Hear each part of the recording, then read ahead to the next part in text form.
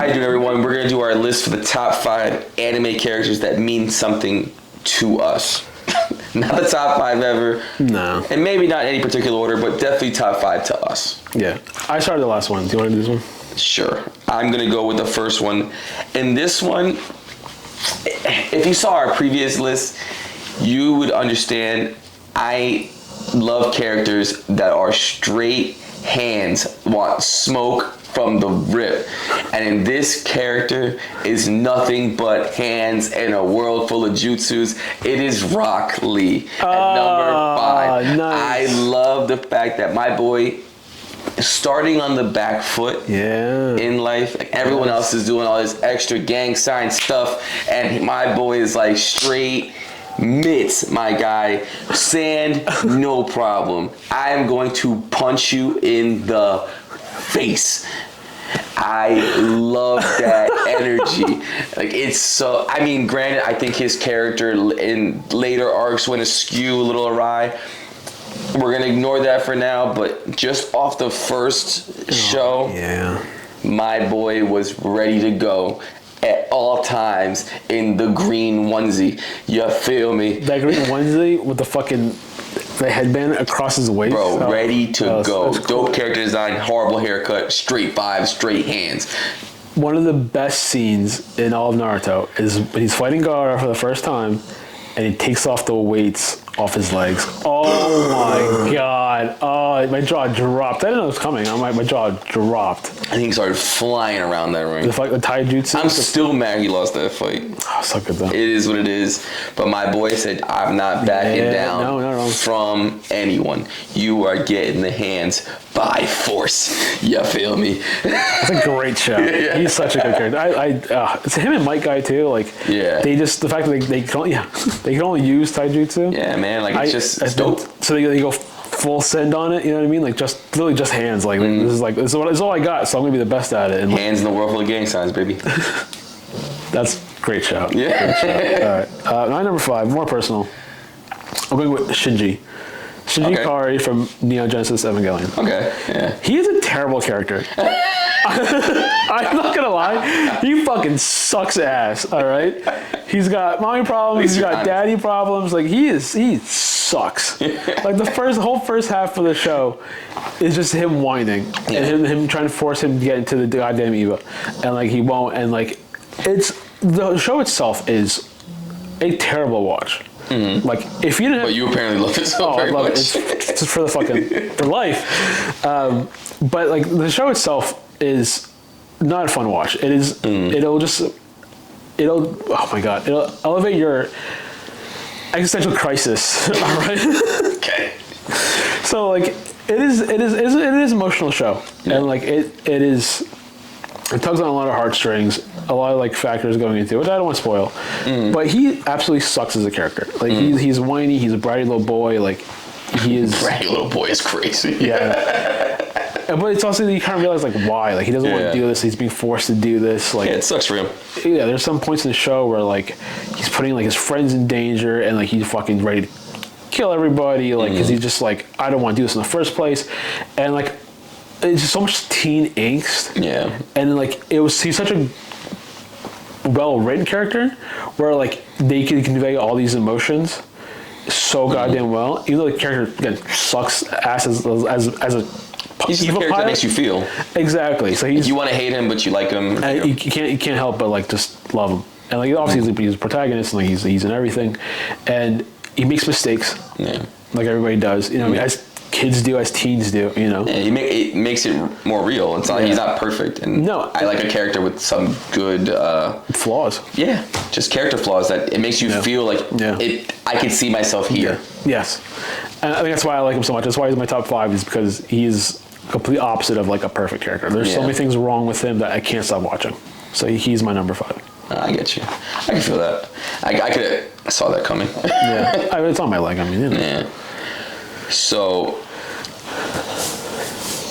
this character is definitely from the Toonami days, and it's I want to make sure I say his name completely right. It's Kenshin Himura from Rurouni Kenshin. Oh, great shout. He embodies like the same sentiment I had for like the Punisher, right? Of course, you can't just play with a toy right here, but whatever. He's fine. But you know, he clearly has a checkered past. Yes, he does all this horrible stuff. Great shout. He starts to change his ways, and now he's trying to do the right thing.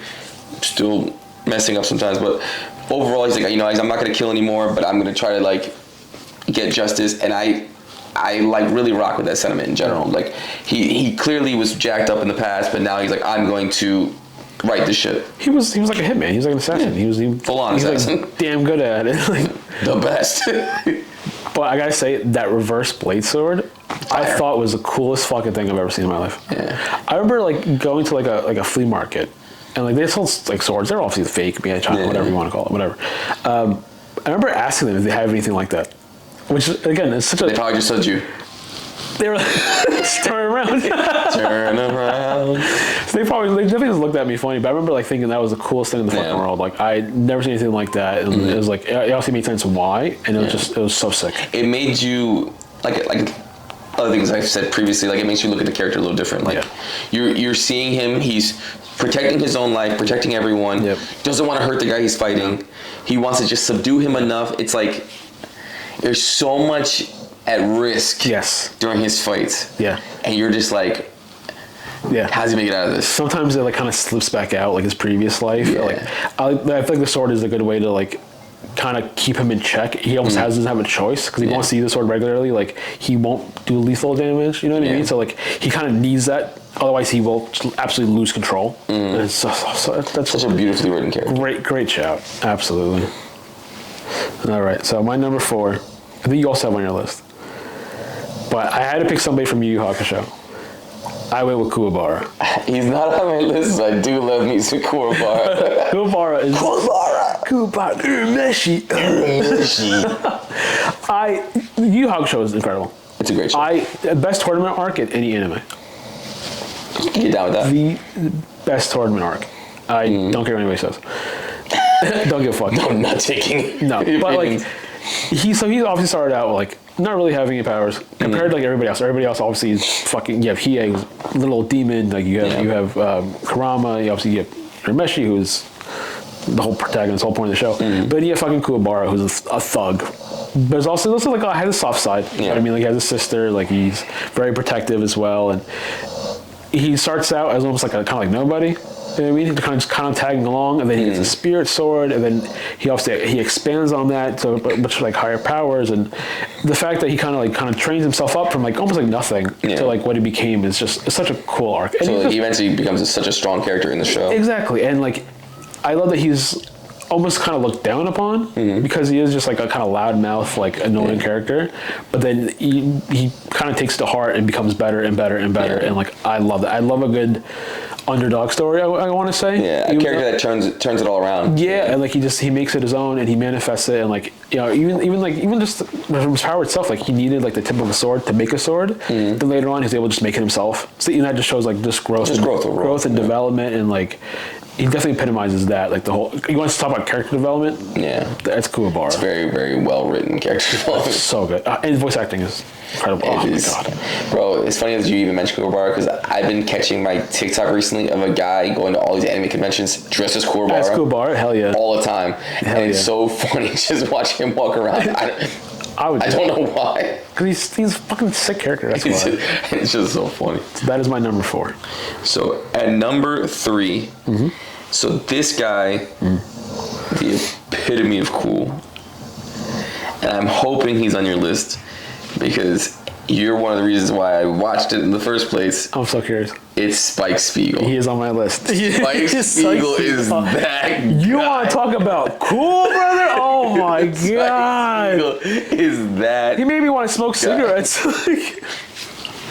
Bro, he is insane. I don't even want to say that much about him. His aura in the show. Yes. Like, it was just like that cool factor. You felt like he could do no wrong. You think about aura, you think about Spike Spiegel. Yes. Like, just that.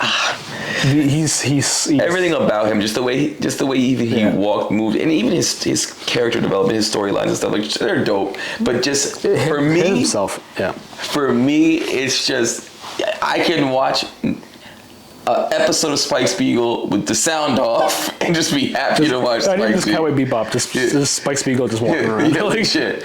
I just love his character design, his vibe, like even the way he handles situations and problems in the show. He's so cool. You feel like he's never, like, even when he's fully in danger, you feel like he's gonna die. Yeah. You feel like he's never in danger, and I just love that vibe. Like, just like that feel like Spike.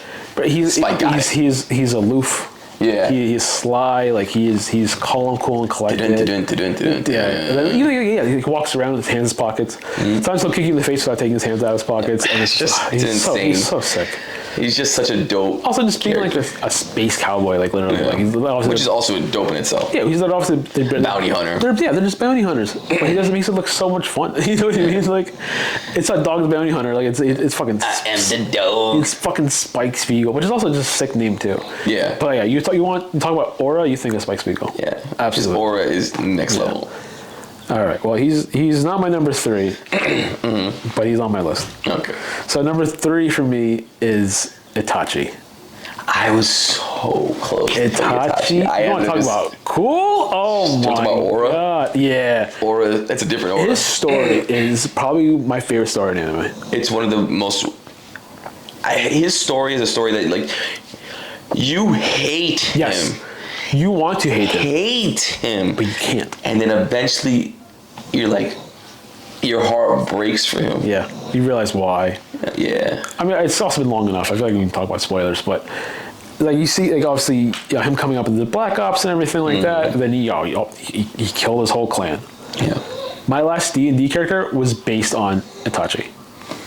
Like he's just, he's such a sick character. First off, like the fucking, like, obviously, the whole Tatsuki cloak thing, like everybody wears them, but nobody wears it like Itachi does. Yeah. You know what I mean? Like I see that cloak, I think of Itachi.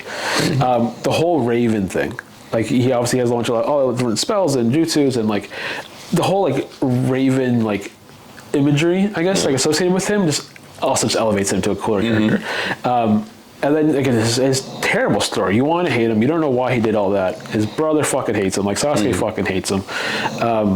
It was so Sasuke's whole story is to kill Itachi. Yeah. And then that obviously leads to probably one of the best fights in anime, and one of the best fights in Naruto at least. Yeah. And then you find out why he did it. He literally did it to save the whole village, the whole Hidden Leaf village. Like his people were gonna rise up, they were gonna pull a coup and try to take over the fucking village, and then the whole thing was like, okay, if they attack the village, then the village will be left exposed to be attacked by other nations and all this. So like, he literally did it because he loves his fucking village so much. Yeah. You know what I mean? Like he loves it so much that he killed his entire fucking clan, which is fucking bonkers. And allowed himself to be hated for it. Yeah. He took the hit to save everybody, save his family, like not his family, but save his brother, save everybody else in the Hidden Leaf, like to save everybody. He was like, I will be the bad guy. Yeah. What character would take down on that responsibility? Nobody. Spider-Man. That's about it. Pretty much, yeah. Imagine Spider-Man with like the Sharingan. Have you seen it? Anyway. Fire. Big Sharingan. Even like the just the guy who's just willing to, he fell in the grenade for everyone. Yeah, and it allowed it to be like, he was just allowed us to be hated. Yeah, it's scary. He's like, I'll take that hit, I'll take that title just to save everybody else. Like, what character fucking does that? You never see that. And then even like after he fucking died, again, whatever, he comes back. Then he comes back like through obviously anime magic, whatever you want to call it. Like he comes back, kind of explains his whole backstory again, like tells Sasuke what happened and all this, and like definitely had a bit of redemption, even though we kind of knew like why he did it, but like he was able to kind of redeem himself like in front of Sasuke and everything, and all this, and then you find out like he was kind of being told to do what to do by the powers above, or then at least the whole thing. But like Itachi like himself is just badass. Yeah, he is just personified. 100%. Like he is so fucking cool. I was obsessed. Like watching Naruto for the first time, like I knew I was familiar with the character, but I didn't really know that much about him. But even not really knowing anything about him, I thought he was cool as fuck. His design and everything, like the way. His design is definitely iconic. It's just so like. Again, going back to the word aura, like it's Itachi. Aura. It's Itachi.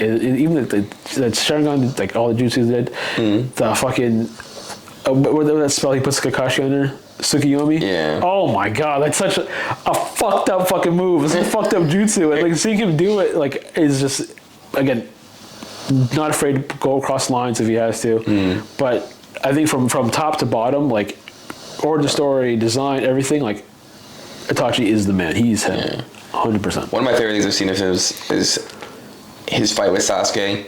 He allows in the beginning of it, right? Allows him to believe he killed him. Oh, and then you see like him sitting in the chair, just like, oh, that's come on, bro. Oh my god, my jaw was so. My jaw was on the floor. Yes. It's so gas. I remember watching that. I was like in the I remember watching for the first time. Like, there's no way he just walked in here and magged him. No. Not even close. And he's just like, and then you hear the music in the background. Oh, it's so peak. So good. Oh, Itachi's so fucking cool. Fire.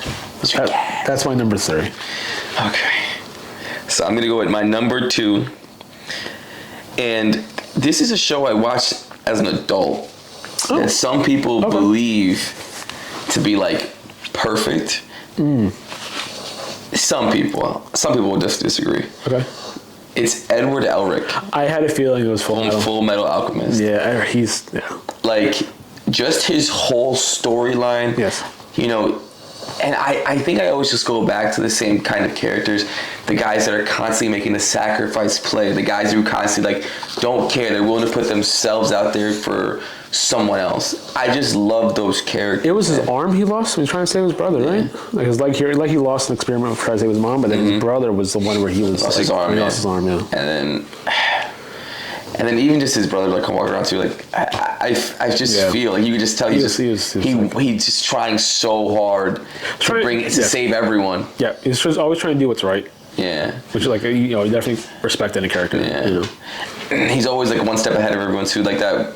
But and the funny thing is, today as we're talking about this, I saw on TikTok the scene of the Chimera scene. Yes. And where you see it, I think everyone that watched that scene to begin with like realized what was happening. Immediately, you're like, that's definitely the daughter and the dog. Yes. Together. Yes. But iconic. You see him like it register.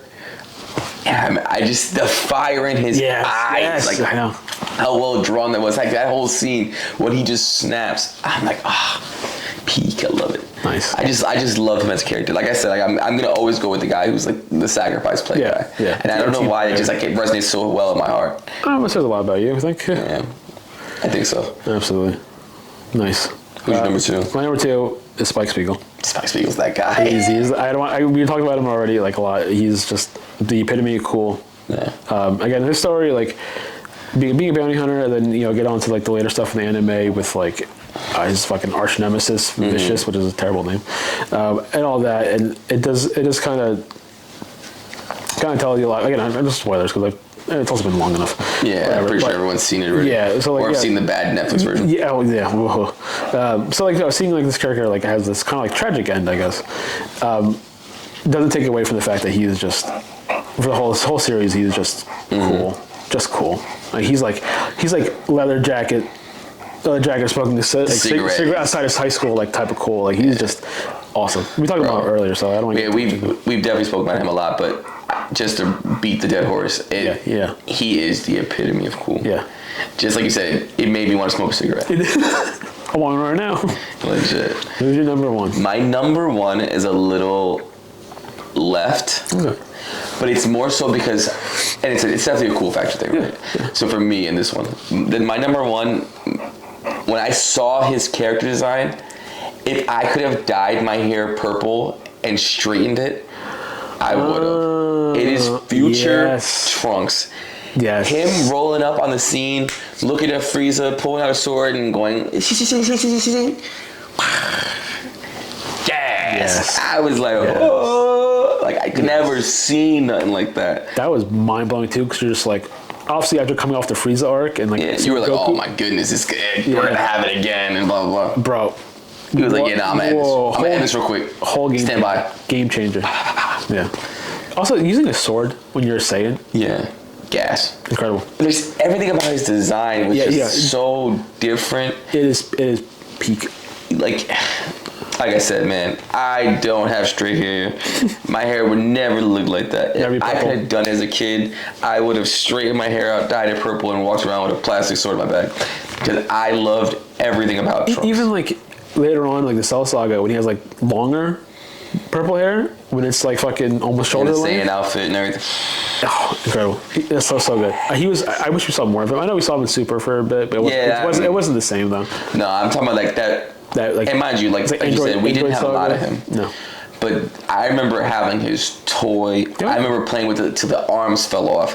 Like that thing was his aura. Yeah. Fire. Even when he went Super Saiyan, his hair was different than everyone else's. It was. Yeah, it made him so much more cool. It made him like his cool factor was just through the roof. Yeah.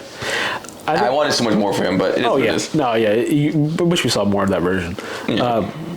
But also, like, I think probably the greatest intro to a character. Oh, yeah. You like, knew what he was automatically. Like, that's your first introduction to this character. And then you find out, oh, he's Vegeta's son? Yeah. You're just like, what the fuck? Like, how did this come from? And then it's, oh, okay, he's a Saiyan, all this. And it's just like, his story. Also, like, remember the History of Trunks the movie? Was it him and Gohan with one arm? Bro, insane. Oh, my God. What a great movie, too. So good. Incredible. But, like, Trunks itself is an awesome fucking character. Specifically, Trunks. Incredible design. Toriyama popped off of that. Oh, snap. The jacket. My boy ate. The crop jacket. Oh my God. I'll rock that jacket tomorrow. He pulled that shit off though. He pulled that shit off and nobody else could. 8 on that. Go ahead, Toriyama. Go ahead, my boy. R.I.P. So. Did we talk about your number 1 yet? No. Really? The number 1 didn't just come up. It's Vegeta. It is Vegeta. You want to talk? Yeah, the Prince. Always number 2. He'll always be number 2. He's never won a fight. No, never won a series fight. No, he won a couple here and there, but like nothing in the series. Incredible. So obviously when Toriyama like passed away, R.I.P. Like Dragon Ball again was big again, and I went back and read like the Saiyan saga, and. He was such a fucking cool character. That early design. Talk about cool introduction. Yes, the early design too is sick. Like he's like a lot shorter. He had like the big like Saiyan armor. He still has the tail like wrapped around. He turns like the Great Ape, but it was still with the armor, which is awesome. Which is still insane. Yeah, he's just evil. He was just that first iteration of Vegeta was just pure evil. He was willing to kill anybody he wanted to, and like he obviously like turned around. You know what I mean? Like he became obviously part of the team eventually. Even though during the Frieza saga, like he was basically just kind of helping them like get the Dragon Ball, so he kind of fuck off and take them for himself again. But like he very quickly kind of became like a team player, and then like later on he kind of became like this funny like dad figure. You know what I mean? But throughout all of it, like he's obsessed with like getting stronger, obsessed, like trains like nobody else. And then obviously Goku comes up and upstages him one way or another. But the fact that he's just like, I'm putting everything into training. Yeah, he doesn't give a fuck about Bulma, except some parts where like. That's my Bulma! Yeah. Again, incredible. I feel like you wouldn't see that in early Vegeta, but like seeing that again and again does show character development. Yeah, a lot of character development. And then he's obsessed with just becoming stronger to the point where like he lets it overcome him and becomes Majin Vegeta. Again, obsessed with fighting Goku at the time when Boo's trying to destroy the fucking world. Like he's just obsessed with getting stronger and like again, it does not resonate with me on a personal level. Like whatever. But like just kind of see that relentless pursuit of perfection and almost not getting it is just terribly tragic in a way. Yeah. But then he lets himself get taken over by evil. But then at the end he's like, I'm not can't let Boo destroy the world. He does pull off the ultimate. Doesn't pull it off, but he goes after the ultimate sacrifice play. Sacrifice play, man. And he fucking literally destroys himself. To try and stop him. Doesn't work, unfortunately. Yeah. But even like it's just almost equally more tragic. I know. And then like obviously later on, like he comes back to help Goku like defeat Boo, and again he kind of realizes he's got to play second fiddle. He realizes Goku is stronger, so what he does is he becomes a team player again. He's like, all right, here's a plan: get the Dragon Balls, bring everybody back. We'll use a spirit bomb. Like he's just like, all right, like I'm okay with like he's like accepting it. Like I'm not gonna be number one, but like I can help out the best way I can. Yeah. But my favorite things about him, no matter what, obviously him being like the Prince of all Saiyans. It's all Prince of all Saiyans. Like even at the very end, he still refers to himself as the Prince of all Saiyans. He never dubbed himself the King. No, never. Even though, like, he would have been like obviously the rightful heir, like after King Vegeta. He still refers to himself as the Prince of all Saiyans, and something about that is very like it humanizes him a lot. Where he's like, I'm not taking up that mantle. I'm the Prince of all Saiyans. Like, I'm not the King of all Saiyans. Even though he's like obviously he's more proud to be Saiyan than anybody else. Like it's obviously his whole character. But the fact that he won't like kind of take that step up, like maybe he also knows in a way, like, all right, I'm not number one, like I'm not the strongest. Like I think he understands that to some degree. Prince. He's still fights to be number one though. Oh no, 100%. And then even Super, he taught like what's her face how to be Super Saiyan and all that. He's just like, all right, you are Saiyan. This is how Saiyans do it. Like he's never lost that whole pride of being a Saiyan, and like it definitely drives him forward. Like, oh, you are Saiyan. Have some respect. Like talking to Goku and stuff like this. Like joking around. He becomes like kind of a funny character later on. But like again, design wise, you got the crazy Widow's Peak, which is insane, but he rocks it. High as hell hair. And then my favorite things about him too is recently he got his own version of a power, of a form. You know, like which is very suitable to him. Yeah. He was Ultra Ego. Which sounds incredible. That's Vegeta. You want to talk about fucking ego, it's Vegeta. And then he was obviously like kind of getting these like forms. He became Super Saiyan after. Yeah. He never became Super Saiyan 3, which I think he probably could have, because we all saw him go. Well, yeah, I mean, they were just like, yeah, we're gonna skip this. Again, we saw him do it in like some like non-canon stuff, like Dragon Ball Heroes and all that. But like, I want to see Hero, like canon Super Saiyan 3 Vegeta. I just want to see it. Just give it to me one time. And then like Super Saiyan 4, like he had to use the machine from Bulma to fucking turn to Super Saiyan 4. So he couldn't do it.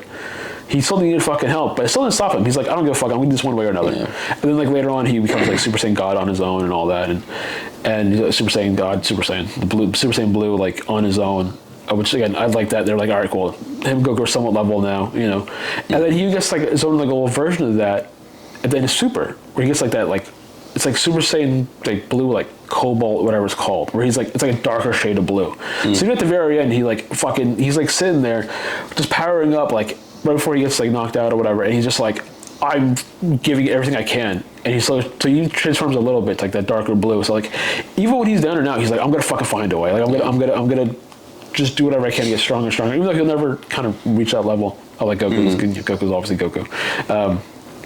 But his just relentless pursuit of power and strength and strict like training and everything that he just won't let up in any way, shape, or form is like makes him such a cool fucking character. Also, starting as a villain and then the redemption arc. Exactly, and like I love that for any character across any media. Like if you start out as a villain, then you kind of turn around like you're okay in my book. You know what I mean?